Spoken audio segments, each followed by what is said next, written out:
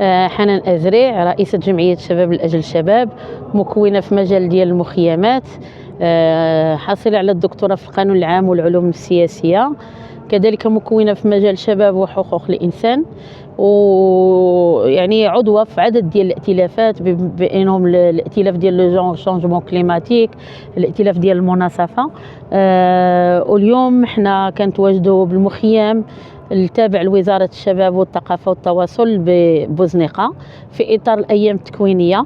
هذا العام كجمعية شباب لأجل الشباب مع الشركاء ديالنا في الجامعة الوطنية للتخييم جهة الدار البيضاء سطات، وكذلك القطاع الوصي كنظموا دورة تكوينية الثانية، الملتقى الثاني للنساء هذا العام، إدماج مقاربة النوع أو ترسيخ مقاربة النوع في الإدارة الجمعوية مواكبة للأيام الأممية لمناهضة العنف.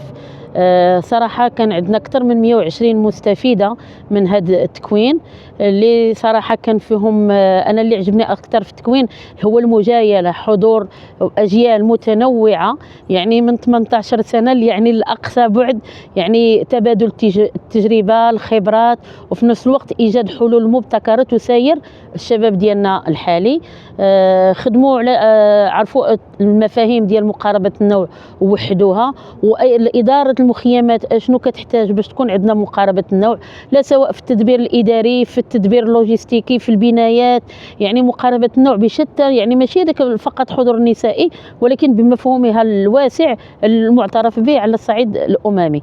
في نفس الوقت في المساء اشتغلوا الفتيات والنساء مع المؤطرات والمؤطرين على إخراج واحد أشنا هي الإجراءات التي يجب اتخاذها من أجل إدارة جمعوية دامجة لمقاربة النوع، وكذلك السيرورة في ترسيخ عدد من الأنشطة اللي ممكن النهوض بمغرب الغد. يعني احنا الشباب ديالنا والشابات خاصنا نأطروهم، خاصنا هذيك المواكبة التربوية المواطنة اللي ممكن تعطينا هذاك المواطن والمواطنة الصالحة في خدمة الوطن أولا، وحتى هذوك القيم المواطنة راه كيكون بعدو حتى في العمل الوظيفة ديالو، سواء كانت وظيفة عمومية أو وظيفة خاصة كيكون في هذاك المبدأ ديال الإخلاص، لأن كاين القيم واجدين وروح المواطنة واجدة. صراحة المشاركات مثل 13 إقليم أو 13 منطقة اللي كتنتمي لجهة الدار البيضاء سطات بدون استثناء، يعني من المقاطعات ديال الدار البيضاء كاملين، جديدة، دروة، برشيد إلى غير ذلك، يعني كانت حرصوا على التمثيلية ديال الجهة كاملة.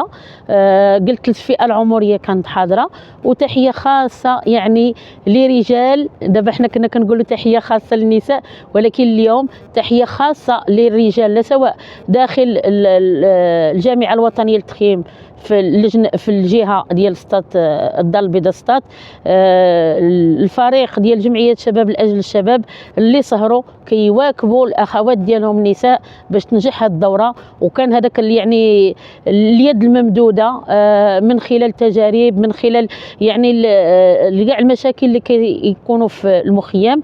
من هذا رئيس الجامعه للتخييم اشاد بالاداء ديال الفاعلات الجمعويات والمؤطرات تحديدا. هذاك الشيء اللي بغيت نشير ليه، بكيف فاجئنا الرئيس ديال الجامعه الوطنيه للتخييم ان الاحصائيات اللي تعطى ان تواجد النساء ينجح الدورة التكوينية بأكثر من، يعني أعطانا مثال أن المخيمات اللي كيكون تواجد الأطر النسوية كيكون ناجح وأقل مشاكل من لأن أقل مشاكل من المخيمات اللي كيكون فيها نسبة الذكور طالعة.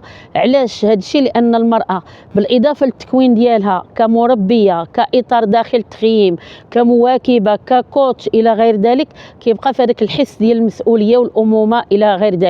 هذه المقاربة اللي كتساهم فيها زائد الوقت التطوعي ديالها، مجعل راه رئيس الجامعه الوطنيه للتخييم يعني راه اعتبرهم انهم ماشي مؤطرات ولكن مناضلات من اجل بناء الوطن، لان راه هي كأم كأخت كزوجه كتحاول يعني كتناضل باش كتعطي واحد شويه من الوقت ديالها باش تساهم في انشاء المغرب الغد وجيل جديد من اجل الوطن. صحيح. استاذه، نستغل الحضور ديالك معايا اليوم نبغي تدقيق قانوني مبسط لمفهوم مقاربة النوع، لأن كثير كيربطها بالمساواة، تيربطها ربما ب يعني الفوارق بين الرجال والنساء. بالتالي اشنو هو التعريف الدقيق ومبسط يعني اللي يوصل بسهولة؟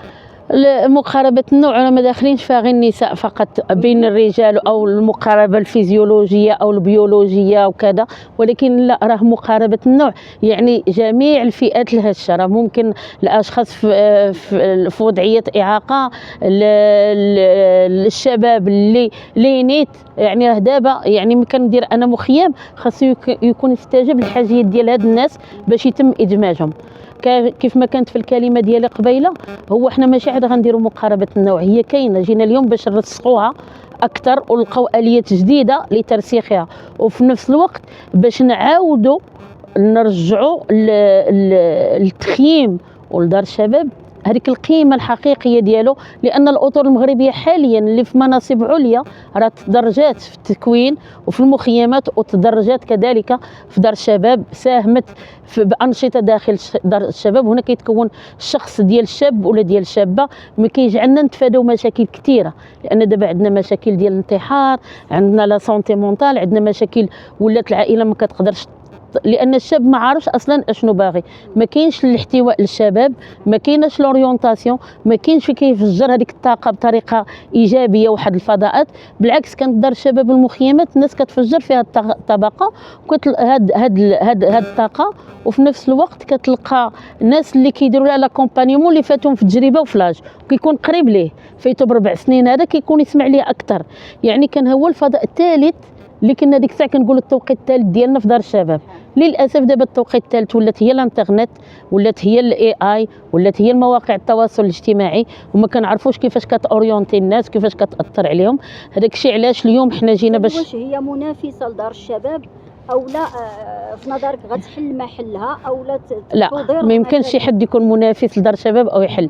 ممكن هي تضيف واحد اللمسه نوعيه للشباب في دار الشباب، في عوض ما انا كنت كنقلب نكتب الاغنيه ولا النشيد ولا بليد، ممكن هي تعاوني في اليات جديده، ممكن توريني تقنيات جديده، وهي فقط تقنيه اللي ممكن يتعلموها الشباب داخل دار الشباب من اجل تفادي بزاف الاشياء كالاي اي. راه ممكن نتعامل معاه، ولكن لا خديت تكوين جيد كيفاش ناخذ منه لي بون براتيك اللي ممكن نستعملها. كذلك مواقع التواصل الاجتماعي، واليوم كنهضروا على العنف الرقمي، كيفاش نتعامل مع مواقع التواصل الاجتماعي، كيفاش نحترم الخصوصيه ديالي، كيفاش نحترم على ما هو انتيم، يعني اللي بزاف اشنو الاشياء اللي خاصني ننشر، اشنو الكلمات اللي خاصني نكتب. يعني هادشي كامل خاصنا حنا وخاص الشباب ديالنا.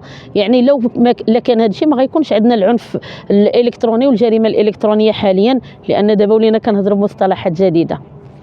شاكره جدا استاذه. شكرا، بارك الله فيك.